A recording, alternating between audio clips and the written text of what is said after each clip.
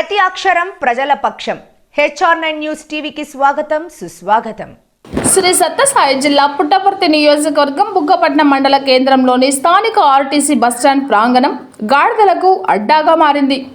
దాదాపుగా 40 సంవత్సరాల క్రితం నిర్మితమైన ఆర్టీసీ బస్టాండ్ మరమ్మతులు నోచుకోక 20 సంవత్సరాల నుంచి నిర్వహణ లోపం ఏర్పడింది. దీని ఫలితంగా ఆర్టీసీ పరిసర ప్రాంగణం అపరిశుభ్రంగా మారడంతో ఆ ప్రాంగణంలోకి గాడిదలు సంచరిస్తూ నివాస ప్రాంతంగా మార్చుకున్నాయి.